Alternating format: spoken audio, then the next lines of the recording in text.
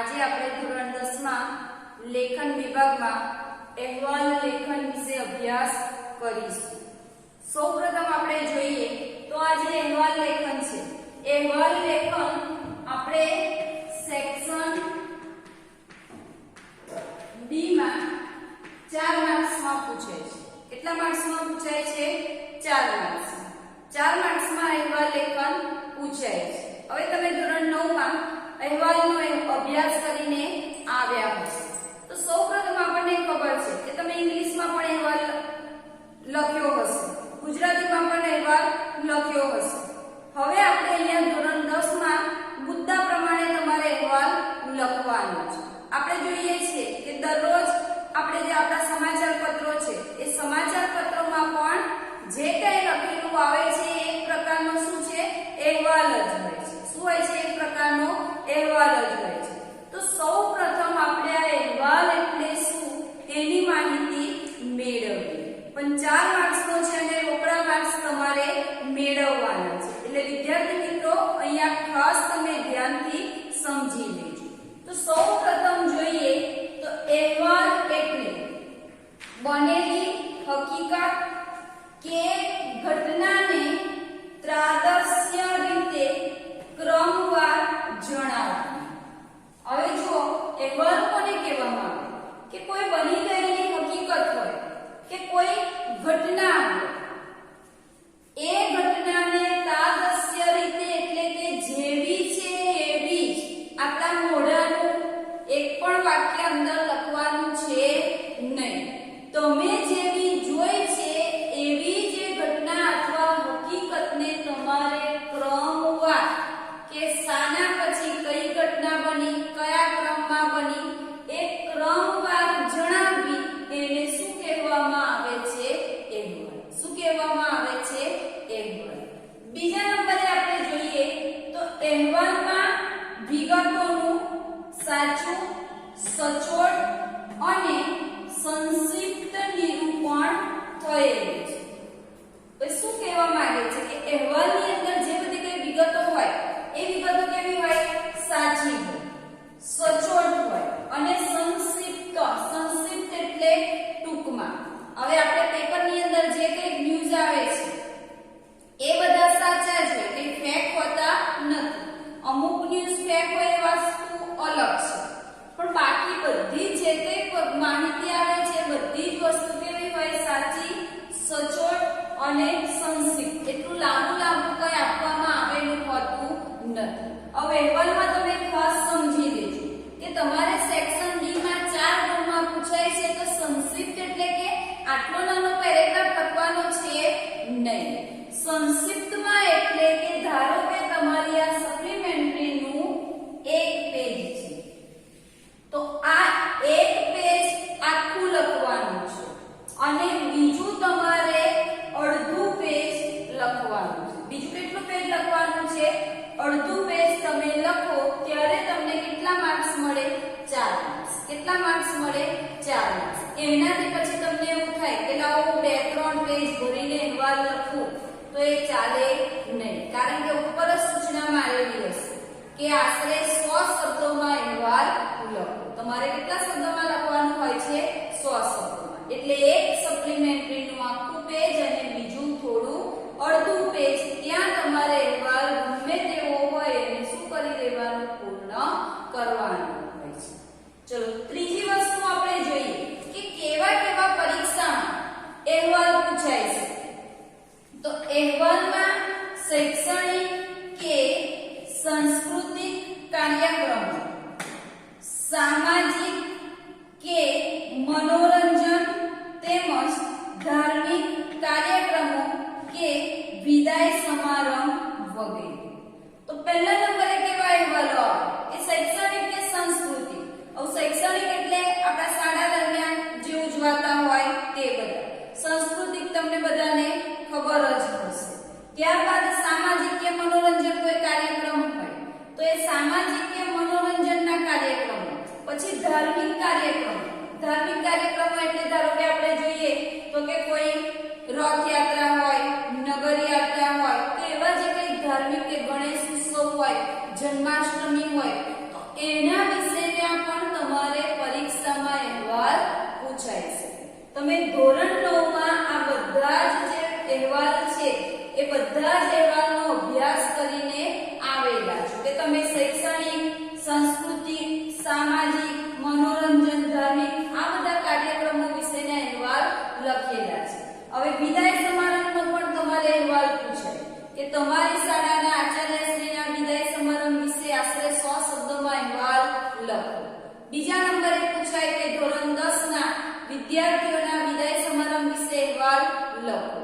ત્રીજા નંબરે પૂછાય ધોરણ 12 ના વિદ્યાર્થીઓનો વિદાય સમારંભ અથવા તો કોઈ શિક્ષકનો વિદાય સમારંભ વિશે અહેવાલ લખો.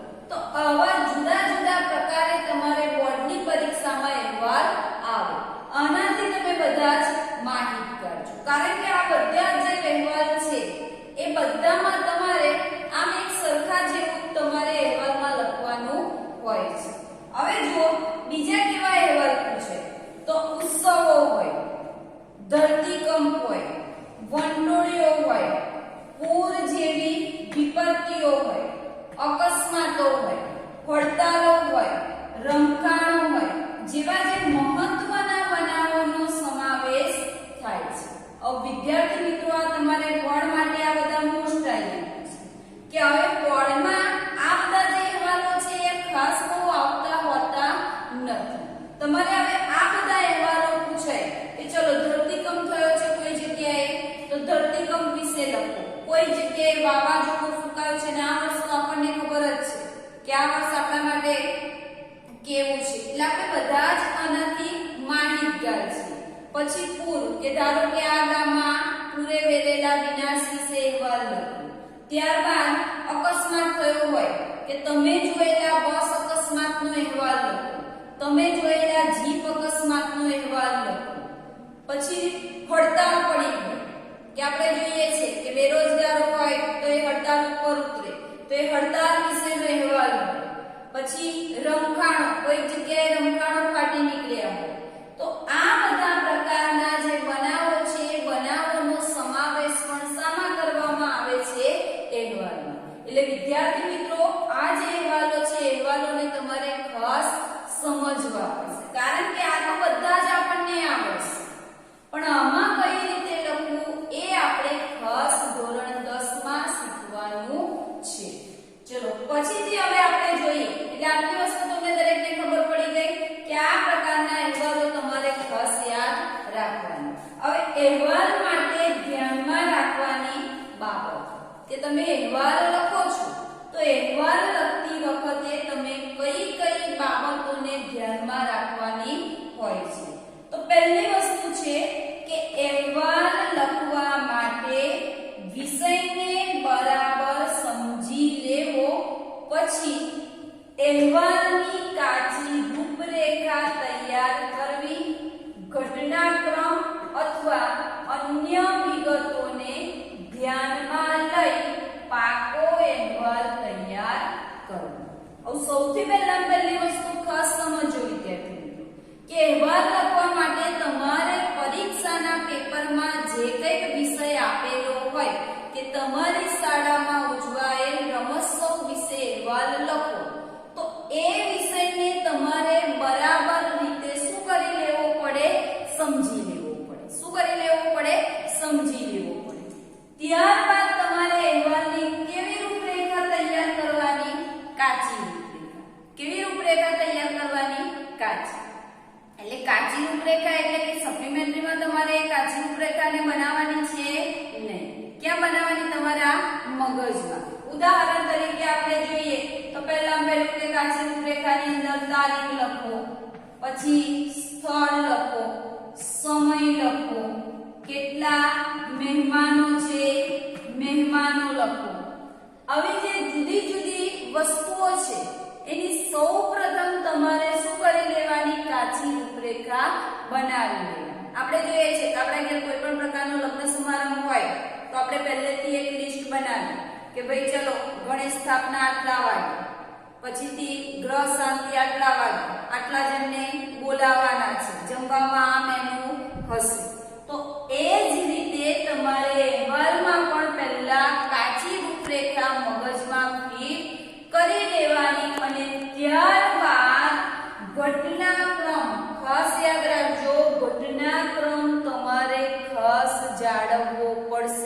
પછી એવું નહીં કે કોઈ ધારો કે અહેવાલ પૂછાયો તો એમાં પહેલા મુખ્ય મહેમાન આવે, પછી આચાર્ય શ્રી આવે, પછી વિદ્યાર્થીઓ આવે. આવો અહેવાલ લખો તો તમારો અહેવાલ મિત્રો શું પડે? ખોટો પડે. અહેવાલમાં સૌથી પહેલી તારીખ આવે, પછી સ્થળ આવે, પછી ક્યાં યોજાયો છે એનું આલેખન આવે, ત્યારબાદ મુખ્ય મહેમાન આવે, પછી જે કંઈ ડિટેલ આવે એ બધી બાબતોને તમારે સ્ટેપ બાય સ્ટેપ લખતા જવાનું હોય છે. એટલે તમારે અહેવાલ લખતી વખતે આ બધી જે વિગતો છે એ વિગતોને ધ્યાનમાં રાખવાની અને પછીથી કેવો અહેવાલ તૈયાર કરવાનો? પાકો અહેવાલ. કેવો અહેવાલ તૈયાર કરવાનો? પાકો. કેટલા પેજમાં? 1.5 પેજમાં. ચલો આટલી વસ્તુ ખબર પડી ગઈ. હવે પછી બીજા નંબરે કઈ બાબતોનો સમાવેશ થાય? તો કે અહેવાલમાં મહત્વની બાબતોનો જ સમાવેશ કરવો. ગૌણ બાબતોનો ઉલ્લેખ માત્ર એક સૂત્રતા જાળવવા પૂરતો જ કરવો. ખાસ સમજો કે અહેવાલમાં મહત્વની જે બાબતો હોય એ બાબતોનો સમાવેશ કરવો, ગૌણ બાબતોનો સમાવેશ કરવો નહીં. ગૌણ બાબતોમાં કઈ કઈ વસ્તુઓનો ઉલ્લેખ આવે તો સમજો. ધારો કે આપણને એવું પૂછાયું કે તમારી શાળામાં યોજાયેલ 15મી ઓગસ્ટનો અહેવાલ લખો. તો હવે તમારે નાસ્તો આપ્યો ધારો કે સ્કૂલમાં, પણ પછી અમે પાવભાજી ખાધી, અમે ઠંડા પીણા પીધા, અમે આઈસ્ક્રીમ ખાધો, તો એ બધી બાબતો કેવી કહેવાય? ગૌણ કહેવાય. કેવી કહેવાય? ગૌણ કહેવાય. સીધા સાદા વાક્યમાં લખી દેવાનું કે અમે નાસ્તો ખાઈને અથવા અમને ચોકલેટ આપવામાં આવી હતી, ચોકલેટ ખાઈને અમે સૌરાષ્ટ્ર ગીત ગાઈને છૂટા પડ્યા. પછી કયું રાષ્ટ્ર ગીત ગાયું? વંદે માતરમ ગાયું, જનગણ મન ગાયું, આ ગાયું. એ બધાનો ઉલ્લેખ કરવાનો છે નહીં, કારણ કે એ બધા બાબતોનો ઉલ્લેખ કરીએ તો અહેવાલમાં એક સૂત્રતા જળવાતી નથી. એટલા માટે તમારે બીજા નંબરે જે અગત્યની બાબતો હોય એ અગત્યની બાબતોનો જ અહેવાલમાં સમાવેશ કરવાનો હોય છે.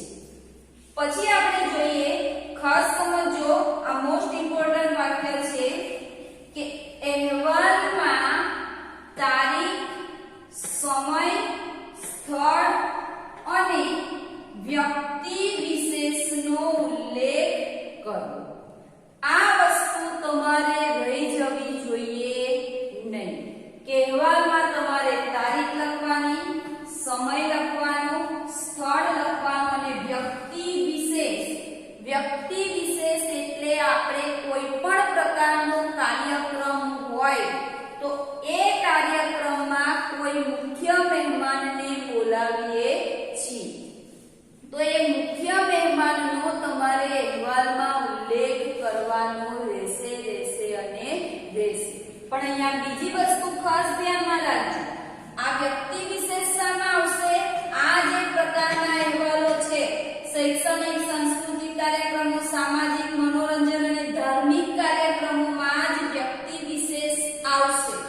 બાકી આ બધી જે ઘટનાઓ છે, આ બનાવો છે, એ બનાવોમાં કોઈ પણ પ્રકારના મુખ્ય મહેમાનને તમારે દર્શાવવાના છે નહીં. ધારો કે આમાં સરકાર મદદ કરી તો સરકારનો ઉલ્લેખ તમે કરી શકો, પણ એ મુખ્ય મહેમાન નથી. એમને તો ધારો કે આપણને કોઈક વસ્તુનું, ફૂડ પેકેટનું કે પૈસાનું વિતરણ કર્યું હોય તો આપણે લખી શકીએ. એટલે આ ખૂબ જ અગત્યની વિદ્યાર્થી મિત્રો સૂચના છે. એટલે ખાસ તમે યાદ રાખજો કે સામા વ્યક્તિ વિશેષ આવે અને સામા વ્યક્તિ વિશેષ આવે નહીં. એટલે આ વસ્તુ અહેવાલમાં ખૂબ જ અગત્યની છે. જો તમે આ નહીં લખો તો તમારો અહેવાલ શું પડશે? ખોટો પડશે. કારણ કે સૌપ્રથમ તમારે અહેવાલમાં શીર્ષક આવશે, શીર્ષક પછીથી આવશે તારીખ અને તારીખની બાજુમાં આવશે સ્થળ. તારીખની બાજુમાં શું આવશે? સ્થળ આવશે. ચલો પછીનો મુદ્દો આપણે જોઈએ કે અહેવાલમાં ઘટનાના વિષય પ્રમાણે ફકરા પાડવા. ફકરાઓ એકબીજા સાથે સંકળાયેલા હોવા જોઈએ. કે અહેવાલ જ્યારે તમે લખો છો ત્યારે જે કંઈક ઘટના બની હોય એ ઘટનાના વિષય પ્રમાણે તમારે શું કરવાના? ફકરા પાડવાના. પણ એક વસ્તુ સાથે સાથે ખાસ ધ્યાનમાં રાખજો કે એટલા બધા પણ ફકરા નહીં પાડવાના કે અહેવાલ આપણને નિબંધ જેવો લાગે. ઓછામાં ઓછા 2 કે વધારે ને વધારે 3, એનાથી વધારે તમારે ફકરા પાડવાના છે નહીં. અહેવાલની ભાષા શુદ્ધ, સરળ અને રસાળ હોવી જોઈએ. હવે અહેવાલ લખતી વખતે ખાસ ધ્યાનમાં રાખવાનું કે અહેવાલ આપણે લખીએ તો એની ભાષા કેવી હોવી જોઈએ? શુદ્ધ, સરળ અને રસાળ. સરળ એટલે વાંચતા જ બીજાને સમજાઈ જાય તેવી હોવી જોઈએ અને ત્રીજા નંબરે રસપ્રદ હોવી જોઈએ. પછીથી જોઈએ કે અહેવાલની ઘટનાને અનુરૂપ સચોટ અને ભાવવાહી શીર્ષક આપવું. આ વસ્તુ આ જે પોઈન્ટ છે વિદ્યાર્થી મિત્રો મોસ્ટ આઈએમપી છે, કારણ કે અહેવાલ લખતી વખતે તમારે જે કંઈક ઘટના બની એ ઘટનાને અનુરૂપ શું આપવાનું છે? યોગ્ય શીર્ષક. કારણ કે શીર્ષક નહીં લખો તો એ 1 માર્ક્સ તમારો કપાઈ જશે. કારણ કે ધોરણ 10 માં આપણે જે શીર્ષક છે શીર્ષકનો 1 ગુણ છે અને એ શીર્ષક તમારે ક્યાંય શોધવા જવાનું છે નહીં. જે આપેલું હશે પેપરમાં પ્રશ્ન એમાંથી જ તમને શીર્ષક મળી જશે ને એ જ શીર્ષક તમારે બેઠે બેઠું અહીંયા મિડલમાં લખવાનું છે. અને છેલ્લી વસ્તુ ખૂબ જ અગત્યની છે કે અહેવાલ હંમેશા ભૂતકાળમાં જ હોય છે. ખાસ ધ્યાનમાં રાખવાનું કે હંમેશા અહેવાલ કયા કાળમાં હોય? ભૂતકાળ છે, હોય છે, એવા બધા જે વાક્યો છે એ બધા વાક્યોને તમારે ટાળવાના છે. હંમેશા હતો, હતી, હતું ના રૂપમાં તમારે અહેવાલને લખવાનો છે. એટલે આટલી અગત્યની જે બાબતો છે, અગત્યની બાબતો તમારે અહેવાલ લખતી વખતે વિદ્યાર્થી મિત્રો ખાસ લખવાની છે. બીજી એક સાથે સાથે આપણે વાત કરી લઈએ કે લેખન વિભાગ માટે આપણે અલગથી નોટબુક બનાવવાની છે. તો અલગથી નોટબુક જ્યારે બનાવો એમાં તમારે લેખન વિભાગમાં સંક્ષેપીકરણ આવશે, અહેવાલ લેખન આવશે અને નિબંધ લેખન આવશે. એ 3 વસ્તુ તમારે એક નોટબુક અલગથી જે બનાવો એમાં લખવાની છે. અને એ નોટબુક બનાવો ત્યારે તમારે પહેલા પેજ પર આ બધી જ વસ્તુ લખવાની છે. એટલે જ્યારે તમે અહેવાલ વાંચો ત્યારે જે અગત્યના મુદ્દા છે અગત્યના મુદ્દાને વાંચશો તો વધારે સારી રીતે માર્ક્સ મેળવી શકશો. હવે આપણે કોઈ પણ એક વિષય લઈ લઈએ અને એ અહેવાલની ચર્ચા કરીએ. જે વિષય લઈએ છીએ એ અહેવાલની હું ચર્ચા કરીશ અને ત્યારબાદ તમારે એ અહેવાલ મોઢે વિડિયો જોયા પછી લખવાનો છે. જે રીતે શીખવાડ્યું છે એ જ રીતે બાકી કોઈ પણ પ્રકારના સાહિત્યનો ઉપયોગ કરીને બેઠો બેઠો એમાંથી કોપી કરીને લખવાનો છે નહીં. કારણ કે કોપી કરેલો અહેવાલ ચેક કરવામાં આવે નહીં. એટલે બને ત્યાં સુધી તમારે મોઢે જ અહેવાલ લખવાનો અને એની પ્રેક્ટિસ કરવાની છે. તો જુઓ વિદ્યાર્થી મિત્રો, હમણાં જ આપણે પરીક્ષા આપી, બોર્ડમાંથી પેપર આવ્યું હતું, એમાં આ વિષય પર અહેવાલ પૂછાયો હતો. હવે આ તમે ધોરણ 9 માં પણ અહેવાલ લખ્યો હશે. એટલે ફરીથી આપણે એક વખત જોઈ લઈએ. તો અહીંયા ટોપિક છે કે તમારી શાળામાં યોજાયેલ 15મી ઓગસ્ટનો આશરે 100 શબ્દોમાં અહેવાલ લખો. હવે જુઓ, અહીંયા બોર્ડના પેપરમાં અહેવાલ ફરજિયાત છે.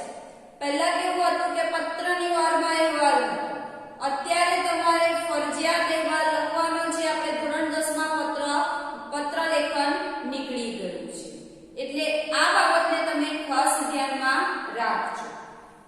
એટલે આ ટોપિક છે. હવે સૌથી પહેલામાં પહેલી તમારે એક વસ્તુ યાદ રાખવાની કે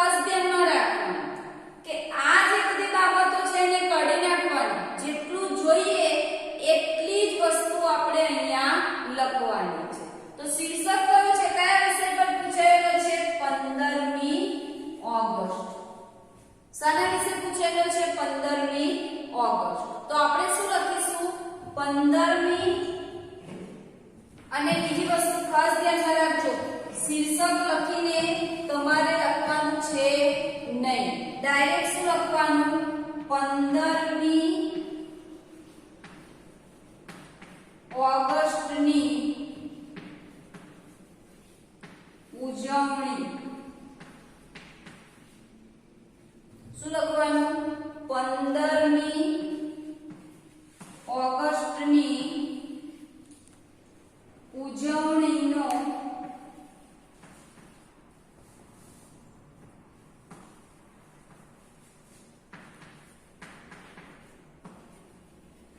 અહેવાલ. શું થશે શીર્ષક? 15મી ઓગસ્ટની ઉજવણીનો અહેવાલ. પાછળ તમે અહેવાલ નહીં લખો ને ડાયરેક્ટ લખશો કે 15મી ઓગસ્ટની ઉજવણી. એટલે આ વસ્તુ ખૂબ જ અગત્યની છે. જો શીર્ષક નહીં લખો તો તમારો 1 માર્ક્સ કપાઈ જશે અને બાકીની જે કઈ વસ્તુ લખશો એના 3 માર્ક્સ છે.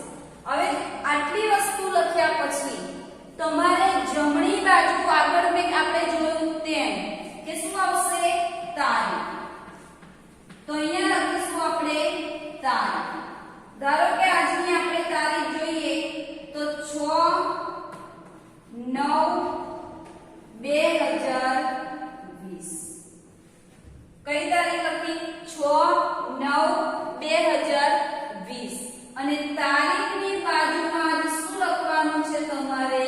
સ્થળ. હવે સ્થળ કરીને પછી લખવાનું છે નહીં. થર્મલ હોય તો થર્મલ, બાલાસિનોર લખવું હોય બાલાસિનોર, વડોદરા લખવું હોય વડોદરા, અમદાવાદ લખવું હોય તો અમદાવાદ, કે પછી XYZ કોઈ પણ પ્રકારનું તમારે સ્થળ લખવું હોય તો એ સ્થળ તમે લખી શકો છો. પણ આ તારીખ લખવામાં ભૂલ થાય નહીં. કારણ કે તારીખ, આ તારીખ અને અહીંયા તમે જે નીચે લખો છે બંને તારીખ સેમ હોવી જોઈએ નહીં. અહીંયા 15મી ઓગસ્ટની ઉજવણી કરેલી છે આપણે, એટલે એના 2 દિવસ પછીની તમારે તારીખ લખવાની. તો 15મી ઓગસ્ટ વિશેનો છે તો અહીંયા આપણે કઈ તારીખ લખીશું? 2 દિવસ પછી. એટલે 16 17 ગઈ તો હવે કઈ લખીશું આપણે? અહીંયા 18/8/2020. કઈ લખીશું? 18/8/2020. આ તારીખ તો અહીંયા આપેલી છે એટલા માટે.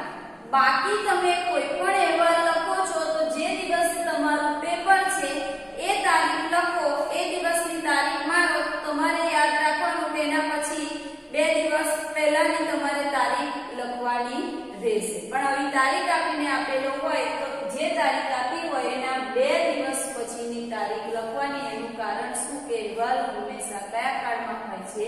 ભૂતકાળમાં. આટલી વસ્તુ તમે લખશો ત્યારબાદ જ અહેવાલ લખવાની શરૂઆત થશે. નહીં તો પેલા પરીક્ષક જે છે એ પરીક્ષક અહીંયાથી જ માર્ક્સ કાપવાનું ચાલુ કરશે. એટલે દરેકને ખ્યાલ આવી ગયો. આ તારીખ અને સ્થળ ડાબી બાજુ પણ લખવાનું છે નહીં. હંમેશા કઈ બાજુ આવશે? જમણી બાજુ જ આવશે. ત્યારબાદ તમારે પેરેગ્રાફ પાડવાનો. શું પાડવાનો? પેરેગ્રાફ પાડવાનો.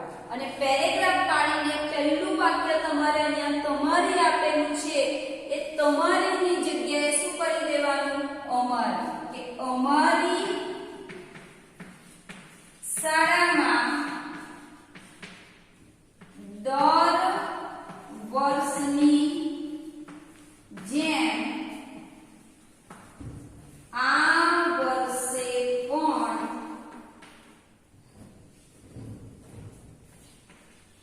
15મી ઓગસ્ટનો તહેવાર ઉજવવામાં આવ્યો હતો. પહેલું વાક્ય તમને અહીંયાથી જ મળી જશે કે અમારી શાળામાં દર વર્ષની જેમ આ વર્ષે પણ 15મી ઓગસ્ટનો તહેવાર ઉજવવામાં આવ્યો હતો. હવે બીજી વસ્તુ ધ્યાન રાખજો કે ઘણા બધા જે આપણી બુકો છે એ ઘણી બધી બુકોમાં સ્કૂલનું નામ આપેલું હશે, પણ આપણે બોર્ડની પરીક્ષા આપવા જઈ રહ્યા છીએ એટલા માટે આપણે સ્કૂલના નામનો ઉલ્લેખ કોઈ પણ જગ્યાએ કરવાનો છે નહીં. એટલે આપણે અમારી શાળા કરીને લખવાનું છે. તો ચલો અહીંયા આવી ગઈ તારીખ. હવે તારીખ પછી શું લખવાનું? સ્થળ. કે આ દિવસે સવારે અમે 8 વાગે શાળાના મેદાનમાં હાજર થયા હતા. એટલે સમય આવી ગયો. કેટલા વાગે આપણે હાજર થયા? સવારે 8 વાગે.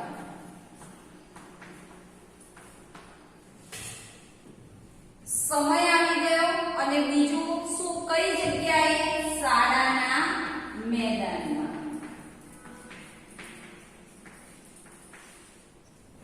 તો એક આવી ગઈ તારીખ, બીજો આવી ગયો સમય અને ત્રીજા નંબરે શું આવ્યું?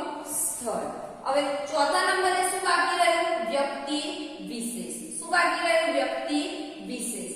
તો આટલું લખ્યા બાદ તમારે લખવાનું કે અમારી શાળાના આચાર્યશ્રી, શિક્ષકગણ, બધા જ વિદ્યાર્થી મિત્રો આ કાર્યક્રમમાં ઉપસ્થિત રહ્યા હતા. આ કાર્યક્રમના મુખ્ય મહેમાન અમારી શાળાના ટ્રસ્ટીશ્રી તમારે ના લખવા હોય તો બીજા કોઈ પણ ગામના સરપંચને બોલાવવા હોય તો સરપંચને, જિલ્લાના કલેક્ટરને બોલાવવા હોય તો કલેક્ટરને, કોઈ કંપનીના મેનેજરને તમારે બોલાવવા હોય તો મેનેજર.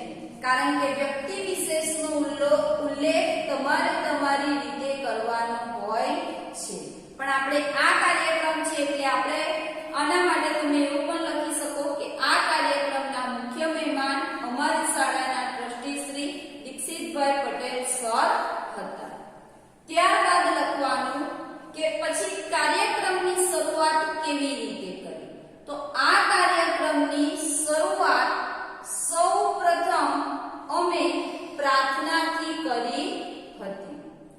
પ્રાર્થના પૂર્ણ કર્યા બાદ આ કાર્યક્રમના મુખ્ય મહેમાનને અમે સ્વાગત કર્યું હતું. અથવા આ કાર્યક્રમના મુખ્ય મહેમાનનું અમારી શાળાના આચાર્યશ્રીએ સ્વાગત કર્યું હતું. અને એ પહેલા તમારે લખવું હોય તો એવું પણ લખી શકો કે આ કાર્યક્રમની શરૂઆત આવે મુખ્ય મહેમાને દીપ પ્રાગટ્યથી કરી હતી. ત્યારબાદ શું આવશે? મુખ્ય મહેમાનનું સ્વાગત. સ્વાગત પછીથી લખવાનું કે આ દિવસે આવેલ મુખ્ય મહેમાને સૌપ્રથમ ધ્વજ ફરકાવ્યો હતો. ત્યારબાદ લખવાનું કે ધ્વજ ફરકાવ્યા બાદ અમારી શાળાના બધા જ વિદ્યાર્થીઓએ ધ્વજવંદન કર્યું હતું. ત્યારબાદ ગીત ગાયું હતું અને ધ્વજવંદનનો કાર્યક્રમ પૂર્ણ થયા બાદ સૌ પોતપોતાની જગ્યાએ બેસી ગયા હતા. પછીથી લખવાનું આ કાર્યક્રમને અનુરૂપ આવેલ મુખ્ય મહેમાને અમને 2-4 શબ્દો કહ્યા હતા. શાળાના આચાર્યશ્રીએ પણ 15મી ઓગસ્ટના કાર્યક્રમ વિશે અમને સમજાવ્યું હતું. ત્યારબાદ અમારી શાળાના જુદા જુદા વિદ્યાર્થીઓએ આ કાર્યક્રમમાં ભાગ લીધો હતો.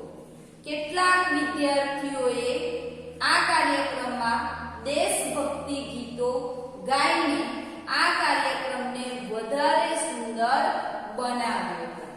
કેટલાક વિદ્યાર્થીઓએ જુદા જુદા પ્રકારના નૃત્યો પણ કર્યા હતા. ત્યારબાદ શાળાની બાળાઓએ આ કાર્યક્રમમાં સ્વાગત ગીત રજૂ કર્યું હતું, ગરબા રજૂ કર્યા હતા.